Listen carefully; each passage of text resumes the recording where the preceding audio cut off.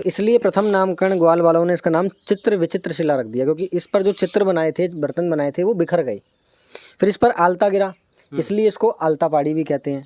आलता पहाड़ी। तो अभी भी आप देख रहे हो प्रसाद रूप में लोग आलता चढ़ाते हैं। और कुदरती जो है इस पत्थर में आप मेहंदी के निशान जो पीले पीले देख रहे हो, ये कुदरती है, जिसको गवर्नमेंट ने भी इसको तोड़ कर देखा।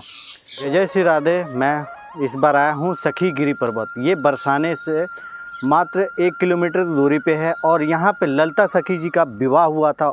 और विवाह किनके साथ हुआ था तो हम ऊपर चलते हैं, यहाँ के जो ब्रजवासी है उनसे हम पता करेंगे, और क्या यहाँ की कृष्ण जी का लीला है इस पर्वत पे, ये उनसे हम पता करेंगे। तो हम लोग चलते हैं इस पर्वत के ऊपर और हम पता करेंगे। पर्वत के ऊपर जाने के लिए यही एक रास्ता है, तो हम लोग इस पर्वत के ऊपर चल रहे हैं। और यहाँ पे आप सब हमारे पीछे देख सकते हैं, ये राधा रानी का सिंहासन है इस पर्वत के ऊपर, और यहीं पे ललिता सखी का विवाह हुआ था। तो हम लोग चलते हैं इस पर्वत के ऊपर।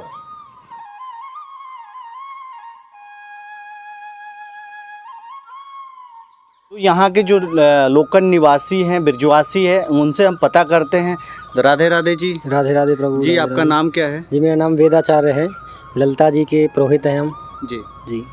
और यहाँ की लीला क्या है इस पर्वत की, ललिता सखी पर्वत की? देखो, ये जो पर्वत है इसको सखीगिरी पर्वत कहा जाता है। जी जी।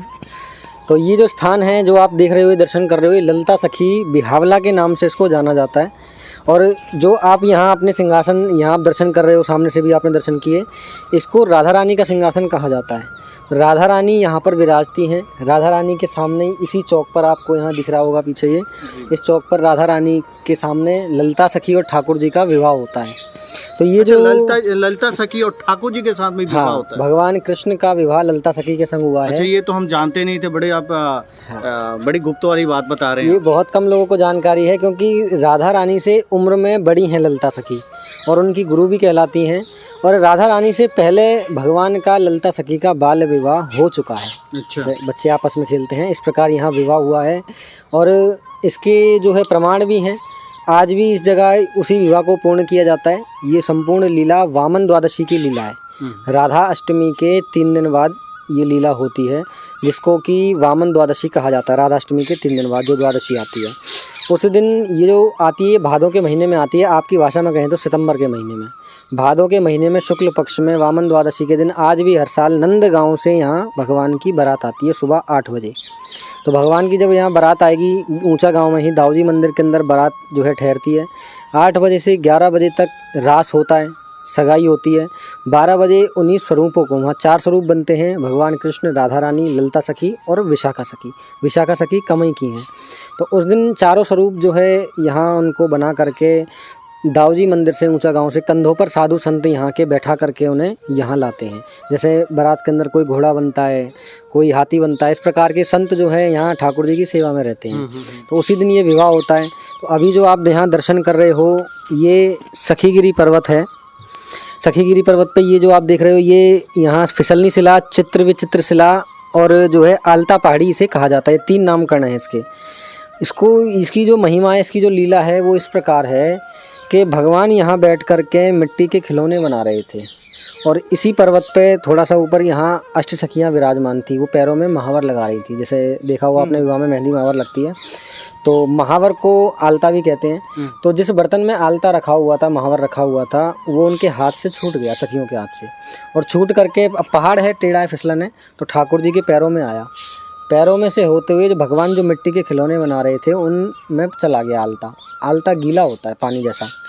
तो अब जब वह पानी जैसा मिट्टी के बर्तनों में पानी जाएगा, ताज़ा बने हुए बर्तन अभी, तो उसका आकार बिगड़ जाएगा। भाई मिट्टी में आप अगर उसमें पानी डालते हो तो उसका जो आप आकार बना रहे हो बिगड़ जाएगा। तो उसको हमारी ब्रज भाषा में जिसका आकार बिगड़ जाता है उसको कहते हैं चित्र विचित्र। तो इसलिए प्रथम नामकरण ग्वाल वालों ने इसका नाम चित्र विचित्र शिला रख दिया, क्योंकि इस पर जो चित्र बनाए थे, बर्तन बनाए थे, वो बिखर गए। फिर इस पर आलता गिरा, इसलिए इसको आलता पहाड़ी भी कहते हैं। आलता पहाड़ी। तो अभी भी आप देख रहे हो प्रसाद रूप में लोग आलता चढ़ाते हैं। और कुदरती जो है इस पत्थर में आप मेहंदी के निशान जो पीले पीले देख रहे हो, ये कुदरती है, जिसको गवर्नमेंट ने भी इसको तोड़ कर देखा। तो आप सब देख सकते हैं यहाँ पे जैसे मेहंदी हम लगाते हैं, पीले पीले जो रंग वो बन जाते हैं, वैसे ही सेम यहाँ पे मेहंदी जैसा यहाँ पे इस शिले में रंग है। इसको जितना तोड़ते हैं उतना गहरा होता है, इसकी खासियत है। तो इसलिए इसको आलता पहाड़ी कहते हैं। अब भगवान ने देखा पहाड़ पर पानी कहाँ से आया अचानक, तो खड़े हुए बाल स्वरूप हैं, तो उस आलता की वजह से, पानी की वजह से फिसल गए भगवान। और जैसे ही फिसले तो इसको फिसलनी शिला नामकरण कर दिया। अब आप यहाँ देख सकते हो पूरे पहाड़ से ज़्यादा यही एक पत्थर ऐसा है जहाँ फिसलन है, जहाँ भगवान फिसले थे। और अभी भी आप इस पर फिसल कर देख सकते हो, एक बार जाइए आप फिसल करके देखिए। फिसल के यहाँ पे दिखा रहे हैं कैसे यहाँ पे फिसलनी शिला है।